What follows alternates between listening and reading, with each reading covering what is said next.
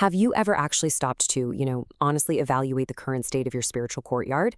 If you take a really close look, what distractions are currently just sitting right there, right in the middle of your prayer life? Well, welcome. I'm stepping into the role of a seasoned mentor today because I really want to challenge you, especially those of you who are young ministry leaders. You see, we so often think of Jesus as just laid back and gentle, right? But today we're going to look at a moment where his fierce zeal for holiness literally disrupted the entire status quo. So, welcome to this explainer. Today, we're diving deep into the Gospel of John, specifically chapter 2. And we're going to use this incredible historical account not just as some dry history lesson, no, but as a direct, practical blueprint for your modern ministry. We're looking at that massive transition from casual, distracted worship to genuine, righteous zeal. Okay, let's just dive right into this. Here's our quick agenda for today's session. We'll start with distractions in the ancient temple, then move on to understanding true righteous zeal. After that, we'll see how resurrection proves divine authority before auditing your modern ministry, and finally, fostering a reverent worship culture. All right, section 1, distractions in the ancient temple, the noise of convenience. Let's set the scene. To really understand Jesus' radical reaction here, we've got to look at the ground reality of the first century temple. Jesus traveled to Jerusalem for the Passover feast, which happened on the 14th day of the Jewish month of Nisan. Now, this was a mandatory pilgrimage for literally every Jewish male who lived nearby. Because Jerusalem sits up on a mountain, the text actually says he went up to the city. I want you to imagine the sheer volume of people for a second. Historians estimate the city swelled to over 1 million people. It was packed, it was chaotic, and it was bursting with travelers coming to offer their required sacrifices. Just picture the intense sensory overload, the thick dust, the blazing heat, and honestly, the overwhelming, undeniable smell of thousands and thousands of animals. Now, notice the architectural layout of the temple itself. The grounds were divided up into various courts. The outer court was the court of the Gentiles, and it was physically separated from the inner courts by this lattice barricade known as the soreg. And guys, this wasn't just some gentle, decorative fence. It bore these severe warning signs, literally stating that any foreigner who crossed it would only have themselves to blame for their ensuing death. Yeah, pretty intense. What this meant practically was that if you were a Gentile seeking to worship the God of Israel, that outer court was the absolute only place you were permitted to pray. So what does Jesus actually find when he arrives at this specific outer court? He finds a massive, chaotic marketplace. You see, because travelers needed to pay the mandatory half-shekel temple tax using specific non-Roman currency, money changers just set up shop right there. And because dragging a perfectly unblemished animal for miles and miles was exhausting, merchants sold oxen, sheep, and doves right on site. I mean, it was incredibly convenient. But this convenience came at a terrible, terrible cost. These vendors had completely taken over the only space reserved for the Gentiles. Instead of a quiet house of prayer for all nations, the Gentiles' worship space was just filled with the deafening noise of livestock and the relentless clinking of coins. Moving on to section 2, understanding true righteous zeal, clearing the space for prayer. Jesus was intensely troubled by what he saw. He makes a whip of cords, drives out the sheep and oxen, pours out the money changers' coins, and literally overturns their tables. Now, a super popular view is that Jesus was just angry about price gouging, like he was fighting inflation. But listen to New Testament scholar D.A. Carson on this. He says, Jesus' complaint is not that they are guilty of sharp business practices, but that they should not be in the temple area at all. This is absolutely crucial. Jesus' rebuke had nothing to do with greed or capitalism. He was fiercely defending a holy space. He was totally outraged that convenience and commerce had completely destroyed the primary purpose of the temple, which was reverent prayer for all people. Now, as a mentor speaking to you young leaders, I have to give you a bit of a warning here.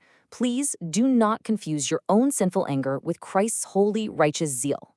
Jesus' indignation was entirely focused on defending God's honor and protecting the worship space from marginalized people.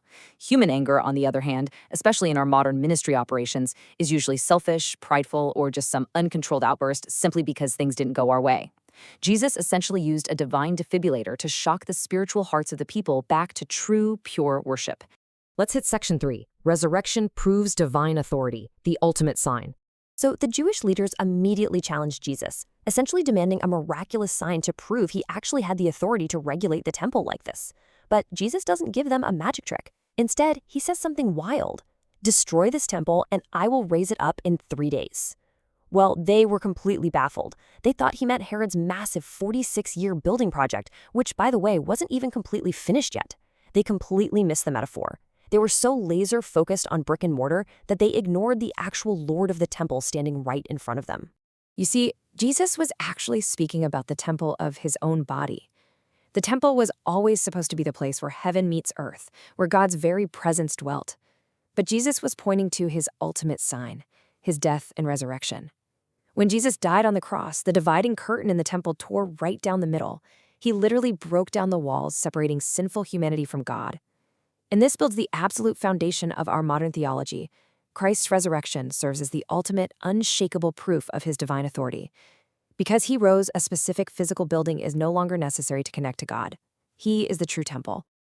All right, Section 4, Auditing Your Modern Ministry, Identifying Spiritual Drift. Let's bring this home. It is remarkably easy for us to sit back and point fingers at those first-century money changers, right? But let's actually compare them directly to our own modern habits. Are we really that different? Look at this. In the ancient temple, they had animal vendors. Today, we bring our digital distractions right into the sanctuary. They relied on convenience-driven sacrifices. Today, we so often rely on a highly commercialized, production-heavy church culture that prioritizes efficiency over awe. They completely ruined the quiet prayer space with market noise, and today, our personal quiet times are rushed, crowded, and just noisy with endless smartphone notifications. In so many ways, convenience is currently overriding genuine worship for us, too. Listen to the wisdom of 19th century church leader J.C. Ryle on this exact matter. He said, "The man who brings his worldly matters with him when he professes to worship is doing that which is evidently most offensive to Christ." Wow.